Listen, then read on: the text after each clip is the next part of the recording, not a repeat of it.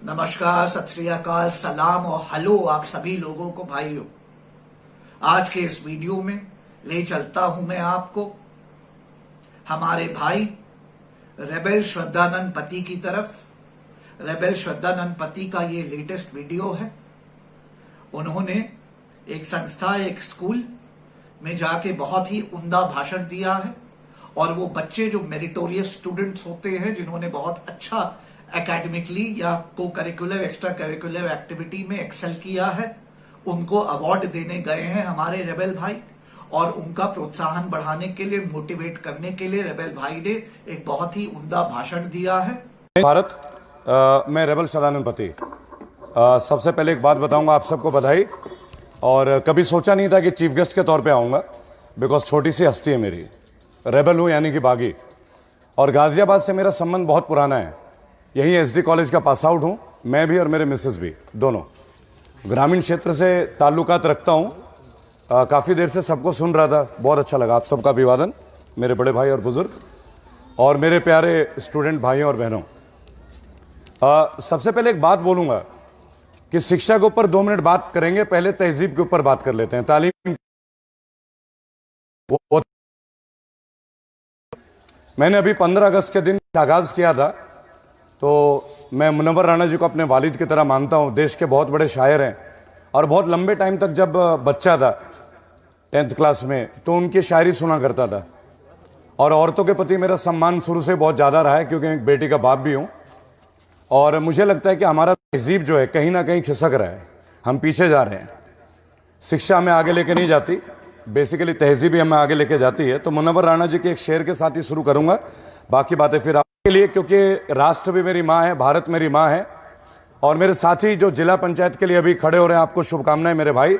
लेकिन मैं इनसे एक बात पे इत्तेफाक नहीं रखता, हालांकि उन्होंने बहुत ही अच्छे सरलतापूर्वक कही है कि मैं हिंदुस्तान में विश्वास नहीं करता, मैं भारत में यकीन रखता हूँ। मैं भारत की बात करता हूँ और मैं भारतीयता की बात करता हूँ। ये देश ना हिंदुओं का है, ना मुसलमानों का है, ना सिखों का है, ना ईसाइयों का है। ये देश भारतीयों का है। और तमाम वो जो लोग हैं कमल छाप, मैं सीधी बात करूंगा, मुझे घुमा फिरा के बात करने की आदत नहीं है, जो हमें हिंदुत्व या अलग अलग एजेंडाज की बात करते हैं। जब वो कहते हैं कि हम राजा भारत के वंशज हैं, यार ये देश भारत है, तो फिर हम किसी भी धर्म या जाति को इसमें इतना वैल्यू दे क्यों? हम अपने देश के नागरिकों को वैल्यू देते हैं। हमें विश्व के महान देशों से एक सबक सीखना चाहिए। जापान में जापानियों की बात होती है, अमेरिका में अमेरिकियों की बात होती है, तो फिर हम यहाँ पे हिंदू और मुसलमान की बात ही क्यों करें? हम बात करेंगे अपने मुल्क की। मेरा मुल्क है भारत, और मैं अपने मुल्क के तमाम बड़े भाई, अपने बुजुर्ग, सभी के साथ बैठा, और मुझे इसमें गर्व, इसे छोड़ दीजिए, कोई ऐसी इशू नहीं है। तो ऊपर आगाज बोल देता हूं, फिर आप लोगों के बीच आता हूं। आज बहनों का दिन है, मेरे छोटे भाइयों का दिन है। कि सख्त राहों में भी आसान सफर लगता है, सख्त राहों में भी आसान सफर लगता है, ये मुझे मेरी माँ के दुआओं का असर लगता है। एक लंबे वक्त तक मेरी माँ सोई नहीं थी, जब मैंने अपने माँ से कहा, माँ मुझे नींद में भी डर लगता है।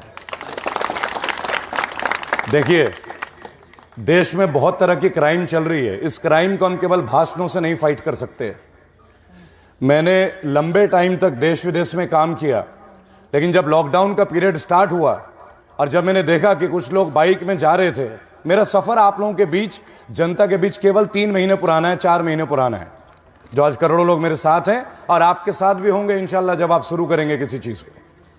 तो मुझे लगा कि जब एक परिवार अपने बच्चों के साथ जा रहा है और पुलिस वाले उसे पीट रहे हैं, तो किस इसलिए कि लॉकडाउन में निकल गए या मास्क नहीं पहना, तो मुझे लगा फ्रीडम ऑफ लिविंग हमारा छीना जा रहा है। हम कुछ बोलते हैं तो लोग जेल में डाल देते हैं, बहुत ट्विस्ट हैं। मैं कोई राजनीतिक संगठन का हिस्सा नहीं, ना मैं कोई पॉलिटिकल पार्टी में बिलीव करता हूं।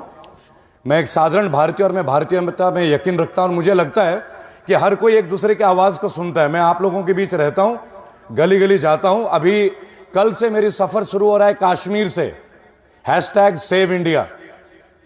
मैंने कभी नहीं बोला सेव हिंदुस्तान, और मैं बोलूंगा भी नहीं जीवन में।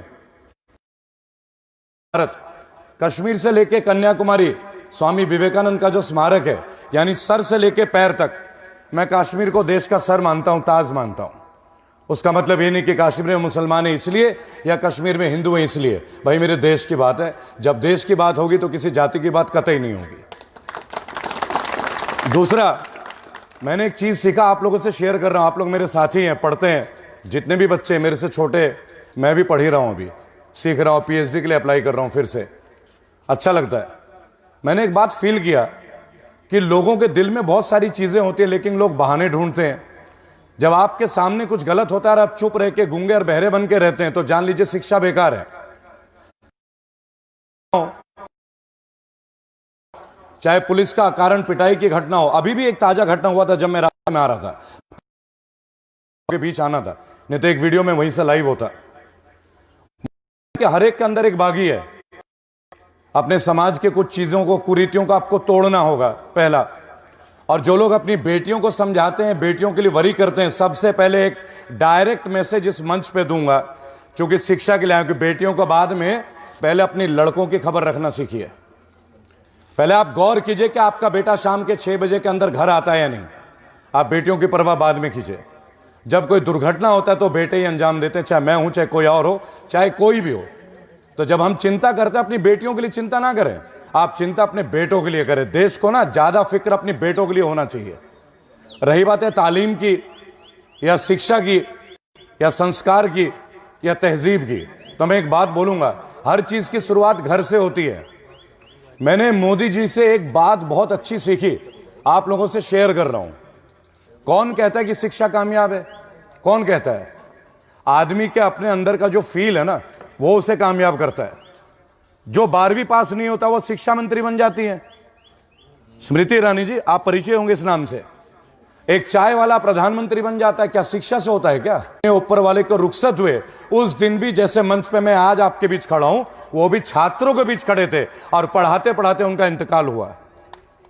जीवन के चर्चे तब अच्छे लगते जब जीवन के बाद भी किसी का चर्चा हो। आज वो नहीं है तो उनके चर्चे हो रहे हैं। मैं प्रणब मुखर्जी का बहुत बड़ा मुरीद हूं। मैं नेताजी सुभाष चंद्र बोस का मानने वाला हूं बचपन से। गांधी जी के साथ कई विचारों में मेरी असहमति है, मैं उनके विचारधारा से सहमत नहीं होता, क्योंकि मुझे लगता है कि देश को आजादी अहिंसा से नहीं मिली थी। लाखों लोगों ने अपनी चमड़ी और अपना खून का बलिदान दिया था। और मुझे बहुत दुख होता है जब आज भी करेंसी में केवल गांधी जी की तस्वीर छपती है, और जब मौलाना अबुल कलाम आजाद, राजगुरु सुखदेव, भगत सिंह, नेताजी सुभाष चंद्र बोस के चेहरे नहीं छपते, मुझे दुख होता है। तब मैं मोदी जी से पूछता हूं, क्या इन लोगों ने देशभक्ति नहीं की थी? मेरे पिछले 3 महीने का जो सफर है, वो भारत के कोने कोने में जहां भी कोई दिक्कत है, मैं आता हूं, उनकी आवाज को उठाता हूं। और आप यकीन माने, कोई राजनीतिक संगठन नहीं है मेरे साथ, लेकिन मैक्सिमम क्वेश्चंस का सॉल्यूशन मिला है। तो जब आप अपने स्कूल में आए, जब आप अपनी कक्षा में आए और जब आप अपने किसी कार्य में जाएं, आप केवल एक बात सोच के रखिएगा, ऊपर वाले ने हर एक को एक हुनर दिया है। उस हुनर को आप सम्मान करें, उस हुनर को तबीयत से सीखें और उस हुनर को सबके सामने लाएं। और जब आप कुछ करेंगे तो दुनिया भर के, ये मैं विशेष तौर से लड़कियों के लिए बोलूंगा, आप सब पहने जो आप पहनना चाहती हैं, कोई अड़चन नहीं आना चाहिए। आप लोगों को मिलिट्री ट्रेनिंग भी लेनी चाहिए, बेसिक फाइटिंग की ट्रेनिंग भी लेनी चाहिए, आत्मरक्षा का ज्ञान होना चाहिए। आपको पता है, हमारे देश को छोड़ के ज्यादातर जितने यूरोपीय देश हैं, उसमें तमाम स्कूली बच्चों को 5वीं क्लास से लेकर 9वीं क्लास तक स्ट्रिक्ट प्रोसीजर है, क्यों मिलिट्री की ट्रेनिंग ले, आत्मरक्षा सीखें। चाहे वो इजराइल हो, चाहे जापान हो, चाहे सऊदी अरब क्यों ना हो, सेल्फ डिफेंस सिखाया जाता है। हमारे देश में आज भी एक लड़की जीन्स पहन के जाए तो हमारी आंखें अलग हो जाती हैं। हमें अपना ये मिजाज सुधारना होगा, हमें मिजाज सुधारना होगा और वहीं पे हमें आवाज उठानी होगी। आप चुप रहेंगे तो आपका शिक्षा भी बेकार है, आपका संस्कार भी बेकार है। दूसरी बात, मुसलमान या इस्लाम होना एक बहुत गर्व की बात है, और इस्लाम अपने आप में इतनी बड़ी चीज है जो मैं चंद शब्दों में बता नहीं सकता। मैंने शरीयत में काम किया है, हिज रॉयल हाइनेस राजा के नीचे काम किया, मैंने मिजाज देखा है शरीयत का, और मुझे आज तक मुसलमानों से डर नहीं लगता। और आज मैं रहवर फाउंडेशन में ही हूं, और अब मैं कश्मीर जा रहा हूं। तो कश्मीर जाने का सबब आप जानते हैं, आज राष्ट्रपति शासन है, वहां मीडिया को सख्त मना है, लेकिन मैं वहां जा रहा हूं। 45 से 55 दिन का मेरा सफर है पूरे मुल्क का, भारत का। इस बात को आप गौर कीजिएगा, मैं बार बार भारत बोलता हूं, आप हिंदुस्तान बोलना छोड़ दीजिए। अगर आप अपने जुबान से हिंदुस्तान बोलना छोड़ देंगे, दूसरों पे भी असर होगा, पहली बात। और दूसरी बात, कभी भी किसी मंच पे मैं आप लोगों से विनम्र निवेदन करूंगा, किसी भी रूलिंग पार्टी का, आप किसी भी पार्टी का व्यक्तिगत टिप्पणी मत कीजिए, किसी के भी माता बहन और निजी जीवन पे बात मत कीजिए। उसका एक कारण है, यही तो वो चाहते हैं। उन्होंने आप सबको, हमें अलग करने के लिए सीए और एनआरसी का दाना दे दिया और एक विशेष समुदाय ने उस दाना को चुग लिया। उन्होंने ये बात समझा ही नहीं कि ये क्यों हो रहा है। सीए एनआरसी केवल इसलिए डाला गया ताकि हिंदुओं को ये बता सके कि भाई हम हिंदुओं के साथ हैं, देखो हम उनके ऊपर क्या कर रहे हैं। जबकि सच्चाई है कि मैं एक ब्राह्मण हूं और 50% से ज्यादा हिंदू इस वक्त मोदी रेजिम के सख्त खिलाफ हैं, लेकिन उन्हें आप तक पहुंचाने का काम मेरे जैसे व्यक्ति तो करेंगे। आप लोगों को भी समझना होगा, क्योंकि जब जीएसटी लगता है ना मौलाना साहब, तो वो हिंदू और मुसलमान नहीं देखता। जब नोटबंदी होता है ना, तब हिंदू और मुसलमान नहीं देखा जाता। और जब कोरोना में लठ पड़ते हैं, डंडे पड़ते हैं, तो वो हिंदू और मुसलमान नहीं देखता। इस देश के जो शासक हैं वो बेहतरीन सेकुलर हैं, लेकिन हम लोग मजहबी हो जाते हैं। किसी जमाने में गाय और बकरी मजहब थी, अब तो कुर्ते भी मजहबी होने लगे। मैंने भी जामा मस्जिद से एक भाषण दिया था, मेरा जंतर मंतर से परमिशन था, लेकिन वहां डीसीपी क्राइम ने यह कहा कि रेबल, मुझे बागी के नाम से जाना जाता है। भाई और बहनों, आप कभी गूगल पे टाइप कीजिएगा, साधारण सा व्यक्ति हूं और कोई बड़े रिच परिवार से नहीं हूं। 2 बच्चे हैं मेरे, उनको भी यही सिखाया गया कि अपने कदमों पे चलना है। डोनेशन नहीं दूंगा किसी इंस्टीट्यूट के लिए, मेरिट में जीना है। मेरिट में नहीं जियोगे, कोई ढाबे में काम करोगे तो भी फक्र होगा कि मेरा बेटा मेहनत की रोटी खा रहा है, मेरी बेटी मेहनत की रोटी खा रही है। सभी स्टूडेंट्स को, खास करके रेबेल भाई ने जैसे कहा, उन छात्राओं को, वो लड़कियों को उन्होंने नसीहत दी है कि आप लोग सेल्फ डिफेंस सीखें, अपने को सक्षम बनाएं, और मैं उनकी इस नसीहत से बिल्कुल 100% अग्री करता हूं। मेरा मानना है, अगर आप पेरेंट हैं और आपके घर में बेटी है, तो उस बेटी को जब तक वो 6ठी कक्षा में आती है, 6ठी से कम 10वीं कक्षा तक 4 साल उसको self defence, taekwondo, karate, judo, kung fu, ninjutsu वगैरह में ट्रेनिंग दिलाएं। ये जो आप इन्वेस्टमेंट करेंगे अपनी बेटी पे, ताकि जब तक वो 10वीं 11वीं कक्षा में जाए, 15-16 बरस की हो, वो सक्षम हो जाएगी फिजिकली अपने को डिफेंड करने के लिए, कि कल को खुदा न खास्ता बुरा वक्त आए, कोई भेड़िया आए उसको परेशान करने, तो वो लड़की उसके हाथ पैर तोड़ के उसको जबरदस्त जवाब दे सके और अपनी जान की और इज्जत की हिफाजत कर सके। तो भारत की सभी पेरेंट्स और सभी लड़कियों को मेरी भी यही नसीहत है, सेल्फ डिफेंस में इन्वेस्ट करें। और कोई इसका एज नहीं होता, ये तो मैंने कहा बच्चों को तो कराइए ही, 5वीं कक्षा से 10वीं कक्षा तक बच्चियों को, लेकिन आपकी जो भी उम्र है, हर महिला 70 बरस की नीचे सेल्फ डिफेंस कभी भी सीख सकती है। और ये सीखने के लिए मैं एक बात और बताना चाहता हूं, शेयर करना चाहता हूं। भारत के नंबर 1 सेल्फ डिफेंस ट्रेनर, जो कि शाओलिन मॉन्क्स से सीख के आए हैं, कंफू, भारत के बेहतरीन ट्रेनर, और उन्होंने यह बड़ी सारी लड़कियों को ट्रेन कर दिया है। हाँ, उनका नाम है शिफू शौर्या, और मेरे मित्र भी हैं, वो मेरे जानने वाले हैं, जिन्होंने बॉलीवुड में अक्षय कुमार से लेकर के बड़े सारे, प्रियंका चोपड़ा वगैरह, बड़े सारे एक्टर एक्ट्रेसेस को ट्रेन किया है बॉलीवुड मूवीज में विद कंफू। वो स्कूल भी चलाते हैं, कंफू ट्रेनिंग भी चलाते हैं। अब उनके बहुत सारे ट्रेन की बच्चियां भी ट्रेनिंग करती हैं, दिल्ली, एनसीआर, आगरा, कहां कहां।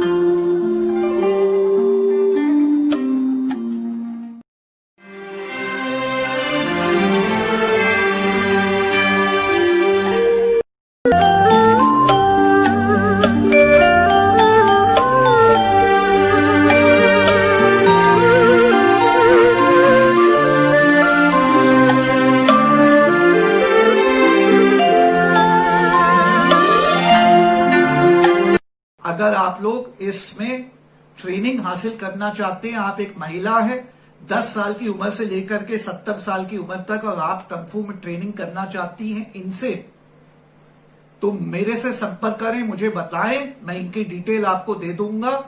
इनकी एक शिष्या है, नाम है मेघा, मेरी ही बच्ची है, मैंने उसको लॉ पढ़ाया है, इन्होंने उसको कंफू सिखाया है। मैं उससे कनेक्ट करा दूंगा या डायरेक्ट इनसे भी कनेक्ट करा दूंगा। ये भी मेरे मित्र हैं और बहुत ही अच्छे इंसान हैं और देश के लिए बहुत लड़कियों को सिखा रहे हैं सेल्फ डिफेंस कंफू।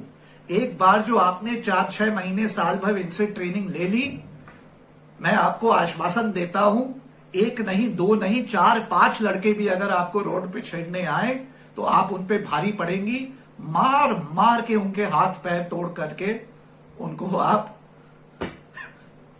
सही कर देंगी। तो मुझे बताइएगा, भारत की हर बेटी 10 साल की उम्र से लेकर मेरे से बड़ी बुजुर्ग 70 साल उम्र तक महिलाएं मेरे से टच बेस करें।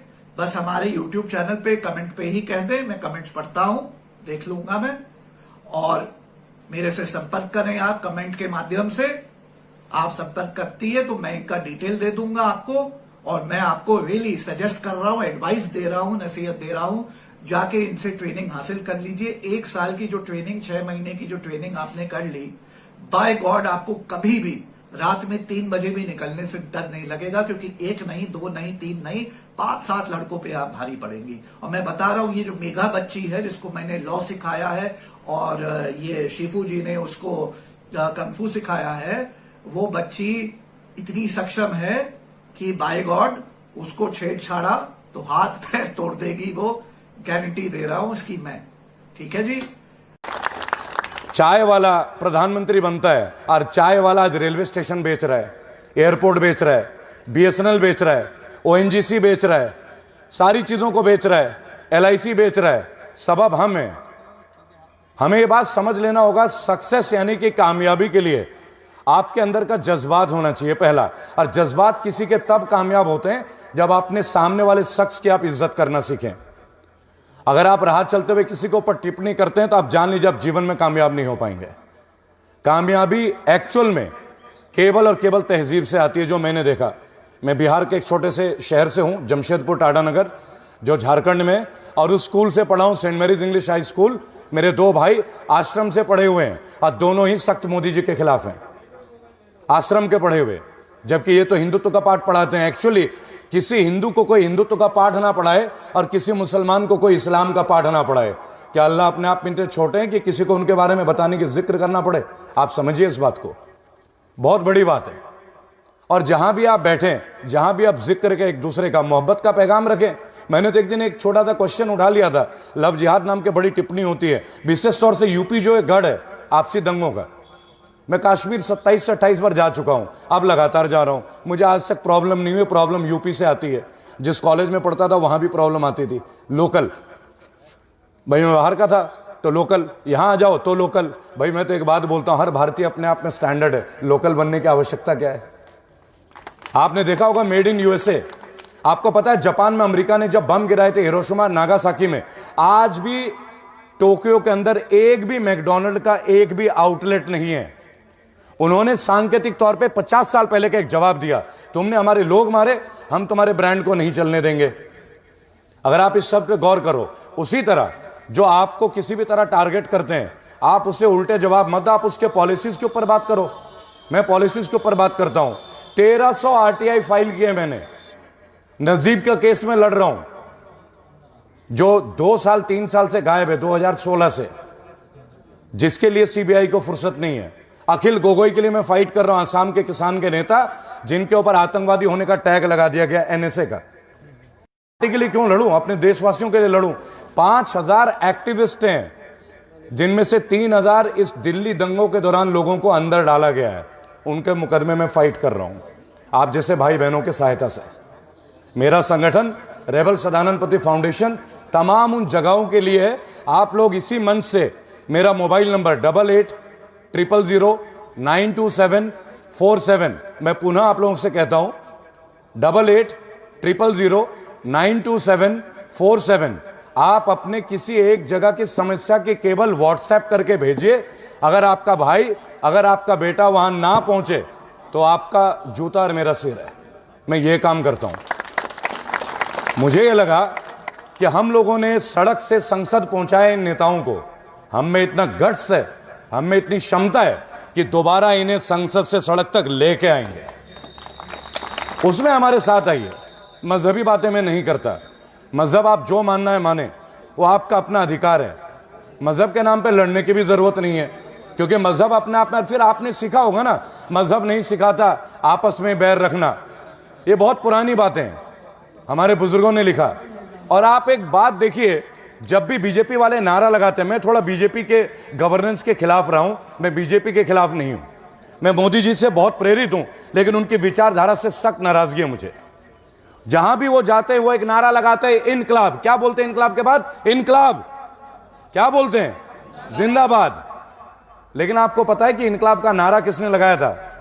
हजरत मोहानी साहब मुसलमान थे, और उन्होंने वो नारा एक मुसलमान व्यक्ति का दिया हुआ लगाते हैं, लेकिन वो अपने नोटों में किसी मुसलमान लीडर का नाम नहीं छापते। हम मुद्दों की बात करेंगे, पहली बात। अब दूसरा, शाहीन बाग नहीं बनने देंगे, लेकिन अब सीए और एनआरसी को आने भी नहीं देंगे। क्यों बैठने दे भूखे? क्यों बैठने दे भूखे? क्यों हमारी बहनें बैठे हड़ताल पे? क्या हमारी बहनों के लिए हम जैसे भाई नहीं है क्या? क्यों बैठेंगे हमारे तो औरतें धरना प्रदर्शन में? हमारी औरतों का और भी बहुत काम है। जॉब्स पे आएंगे, प्रशासनिक नौकरियों में आइए। अगर आप लोग सच में कुछ करना चाहते हैं ना, अपने घर में भी विद्रोह कीजिए। सबसे बड़ी लड़ाई तो अपने घर की है। अभी एक रूल पास हुआ था सुप्रीम कोर्ट का, कभी वोट देके देखिएगा। उसमें कहा गया कि पैतृक संपत्ति में लड़कियों का भी बराबर का अधिकार है।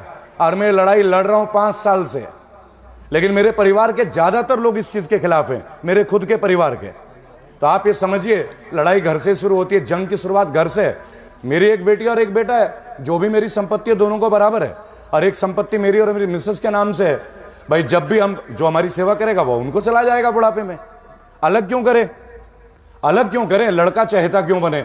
अगर आप अपने देश में क्राइम को खत्म करना चाहते हैं, एक्चुअल में क्राइम, देखिए इजराइल एक छोटा सा देश है, यहूदियों, मैं कहता हूं दुश्मन से भी सीखें। बहुत आवश्यक है कि वहां लड़कियों को बराबर का दर्जा है हर चीज में। मिलिट्री ट्रेनिंग, देश विदेश घूमना। अमेरिका में आप देखिए, हिलरी क्लिंटन खड़ी हो जाती हैं राष्ट्रपति के लिए। हमारे देश में महिला प्रधानमंत्री मेरे ख्याल से इंदिरा गांधी के बाद कोई नहीं हुई। जवाब आपके सामने। आप एक पुरुष को तालीम दें, वो केवल अकेला होता है। आप एक औरत को तालीम दें, पूरे कुनबे को शिक्षा देती है, पूरे कुनबे को। तो मेरा एक छोटा सा अभिवादन है, औरत का रिस्पेक्ट कीजिए। औरतों में बहुत पावर है।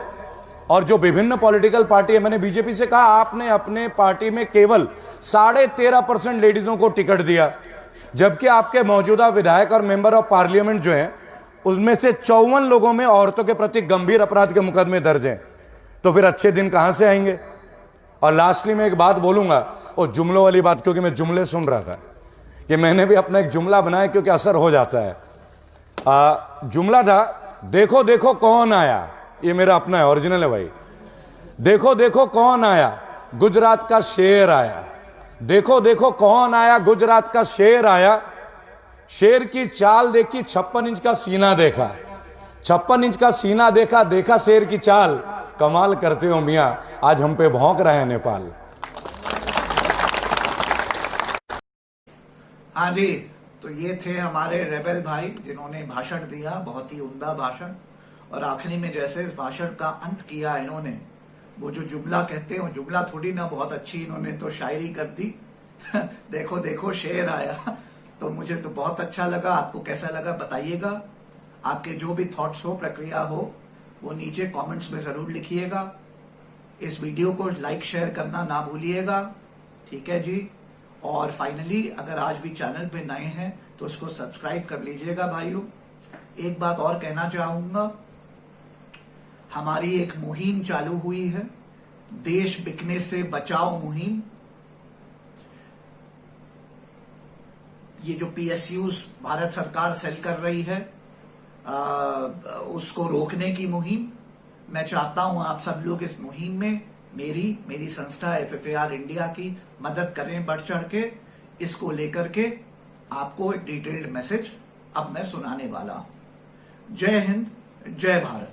नमस्कार भाइयों, हमारे चैनल को इतना लाड प्यार देने के लिए बहुत बहुत शुक्रिया। भाइयों, आप लोगों को एक बड़ी जरूरी जानकारी देना चाहता हूं।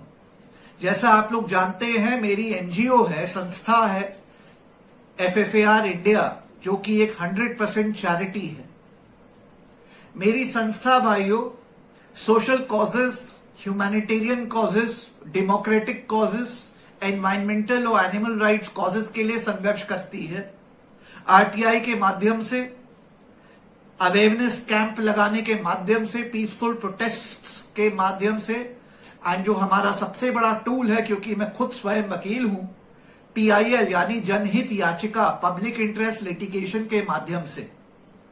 मेरी संस्था को मैंने स्थापित किया था दिसंबर 2015 में, और तब से FFAR इंडिया मेरी संस्था ने 35 से 40 PIL दिल्ली हाई कोर्ट और सुप्रीम कोर्ट में लगाई हैं। Social causes, political causes, democratic causes, environmental causes, animal rights causes के लिए। एग्जाम्पल के तौर पे CA के खिलाफ हमारी PIL सुप्रीम कोर्ट में लगी हुई है, एडमिटेड है, नोटिस इशूड है सेंट्रल गवर्नमेंट को। इसी तरीके से हमारी PIL जो दलित समाज के, जो निचली समाज के, बहुजन समाज के, वाल्मीकि समाज के मैनुअल स्कैवेंजर्स होते हैं, जो नाली की सफाई करते हैं, सफाई कर्मचारी होते हैं, जिनकी जॉब की जो कंडीशंस होती हैं, लिविंग कंडीशंस होती हैं, बहुत खराब होती हैं, डेथ हो जाती है बहुतों की जॉब पे, उसको लेकर के हमारी PIL लगी हुई है सुप्रीम कोर्ट में। इसी प्रकार से चाहे यमुना बचाओ हो, चाहे गंगा बचाओ हो, चाहे सिगरेट लॉबी के खिलाफ हमारी जंग हो, चाहे इलीगल ट्रांसपोर्ट ऑफ कैटल के लिए हो, चाहे एनिमल राइट्स में टाइगर को बचाने के लिए, लेपर्ड को बचाने के लिए, हाथियों को बचाने के लिए, एंडेंजर्ड वल्चर्स को बचाने के लिए, लायन, गिर में जो लायंस हैं उनको बचाने के लिए, ऐसी तमाम PIL हमारी संस्था डालती आई है। और अब जैसे आप लोग जानते हैं, ये मोदी सरकार देश के 270 PSUs में से 46 PSUs को बेचने पे तुली हुई है। जिसको इन्होंने खुद नहीं बनाया उसको ये बेचना चाहते हैं। आप लोगों से जानना चाहता हूं भाइयों, ये बताएं, आपका अगर खुद का मोबाइल फोन है या लैपटॉप है, आप बेचें उसको तो आप बेच सकते हैं, लेकिन मेरा लैपटॉप, मेरा मोबाइल फोन जो मुझे पसंद है, मैं इस्तेमाल करता हूं, क्या वो लेके आप OLX पे बेच सकते हैं? नहीं ना। तो ये भारत सरकार, मोदी सरकार, जिसने इन PSUs को बनाया नहीं, उसको बेच कैसे सकती है, आप ही बता दें। इसी सिलसिले में मेरी संस्था FFAR इंडिया, मैं स्वयं अनुपम त्रिपाठी, अब मैंने डिसाइड किया है कि आने वाले दिनों में जल्द ही हम एक जनहित याचिका ऑनरेबल सुप्रीम कोर्ट में डालेंगे और इन सभी PSUs की सेल पे रोक लगाने की मांग करेंगे। भाइयों, मैं चाहता हूं आप सभी लोग इस मुहिम में, मैं अनुपम त्रिपाठी, मेरी संस्था FFAR इंडिया की मदद करें। अगर आप मदद करना चाहते हैं मेरी इस मुहिम में, ताकि हम इसमें RTIR डालें, काम करना शुरू करें और सुप्रीम कोर्ट में PIL डालें आने वाले 1 से 3 महीने के अंदर, और इन PSU की सेल पे रोक लगाएं, जांच ऑर्डर करें, तो आप मेरी संस्था, मेरी मदद कर सकते हैं। मैं चाहता हूं, गुहार लगा रहा हूं कि आप लोग मदद करें। आप हमारे 90,000 सब्सक्राइबर्स और वो 25 लाख लोग जो हमारे चैनल को देखते हैं, अगर सब लोग आज देश के लिए, ये देश ताकि बिके नहीं, इसको बिकने से रोकने के लिए, अगर आप सब लोग 51 रुपए, 101 रुपए, जो भी राशि जो आपको हर्ट ना करे, जिससे आपको ना लगे कि हम यार खाली हो गए, हमारी जेब खाली हो गई, ऐसा ना हो, जितनी भी आपकी कन्वीनियंस के हिसाब से आप लोग डोनेट करें FFAR इंडिया को। आपको बताना चाहता हूं कि मेरी संस्था FFAR इंडिया एक 100% चैरिटी है भाइयों, recognised by the income tax department, government of India. हम एग्जेम्प्टेड हैं और जो भी आप डोनेशन मेरी संस्था को इस विषय पे देते हैं, 51 रुपए हो, चाहे 101, चाहे 1000, चाहे 11000, उस डोनेशन का 50% टैक्स बेनिफिट आपको वापस मिलता है। कहने का मतलब जब आप अपना टैक्सेस फाइल करेंगे तो हमारी डोनेशन की जो रिसीट आप अटैच करेंगे तो आपको 50% इस पे टैक्स रिबेट मिलेगा, जो डोनेशन हमें आप देंगे इस सिलसिले पे। तो मैं चाहता हूं आप सभी भाई बढ़ चढ़ के आगे आए, डोनेट करें FFAR इंडिया को। FFAR इंडिया को डोनेट करने के लिए पेटीएम कर सकते हैं। FFAR इंडिया के पेटीएम नंबर यहां स्क्रीन पे अभी आ जाएंगे। उसके अलावा हमारी नेट बैंकिंग डिटेल्स, ठीक है, और अगर आप बाहर हैं, इंडिया के बाहर, तो हमारा पेपाल अकाउंट का डिटेल्स और लिंक, ये दोनों डिटेल्स जानकारी मैं नीचे वीडियो के डिस्क्रिप्शन में डाल दूंगा। आप वो देख करके वायर ट्रांसफर ऑनलाइन पेमेंट कर सकते हैं या पेपाल से पेमेंट कर सकते हैं। और जैसे ये नंबर यहां फ्लैश कर रहा है, पेटीएम नंबर FFAR इंडिया का, वहां पे पेटीएम कर सकते हैं। मैं चाहता हूं भाइयों, आप लोग सभी लोग, हाथ जोड़ रहा हूं, मेरी विनती है, अगर देश से प्यार करते हैं, सच्चे देशभक्त हैं और चाहते हैं कि मोदी सरकार को देश बेचने से हम रोकें, मैं अनुपम त्रिपाठी, मेरी संस्था रोके RTI और PIL के माध्यम से, तो आप लोग बढ़ चढ़ के हमारी मदद करें। क्योंकि भाइयों देखिए, ऐसा है, बड़ा क्लियर है ये। एक समय था जब सुभाष चंद्र बोस नेताजी ने कहा, तुम मुझे खून दो, मैं तुम्हें आजादी दूंगा। ये तीसरी वॉर ऑफ इंडिपेंडेंस है। एक 1857 में हुई, फिर 1947 में, और ये तीसरी वॉर ऑफ इंडिपेंडेंस है इन काले अंग्रेजों, इन ईस्ट इंडिया कंपनी 2 के खिलाफ। और इसको जीतने के लिए मैं आपसे खून नहीं मांग रहा हूं, लेकिन कुछ आर्थिक मदद आपको देनी पड़ेगी भाइयों, क्योंकि आर्थिक स्ट्रेंथ के बिना ये जंग हम लोग नहीं जीत सकते। ये हम लोग जंग नहीं जीत सकते हैं। ये RTI, ये PIL, ये जनहित काम मैं आप ही के लिए करता हूं, देश के लिए करता हूं, लेकिन अपना घर जला के नहीं कर सकता हूं भाइयों। अपने तो खुद के बहुत रुपए, लाखों रुपए में लगाता हूं, लेकिन जनहित में क्राउड फंडिंग के माध्यम से आपकी मदद चाहिए होगी मुझे।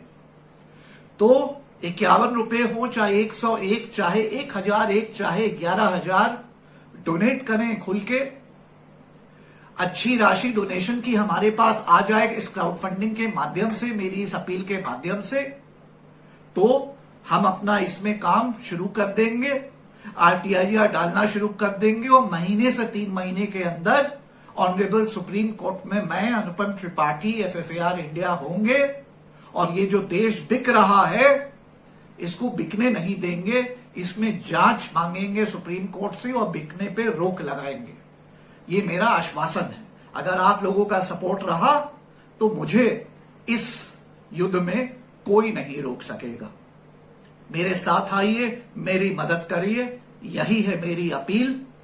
इस मेरे मैसेज को बढ़ चढ़ के शेयर करें और अभी डोनेट करें, चाहे पेटीएम से, चाहे वायर ट्रांसफर से, इंटरनेट बैंकिंग से, चाहे पेपाल से, क्योंकि ये डोनेशन आपकी देश के लिए काम आएगी, देश हित में होगी और स्पेसिफिक होगी। ये हम एक PIL फंड बना रहे हैं, RTI PIL कैंपेन फंड बना रहे हैं। इस कैंपेन का नाम है हमारा स्टॉप सेल ऑफ PSUs, देश बिकने नहीं देंगे कैंपेन।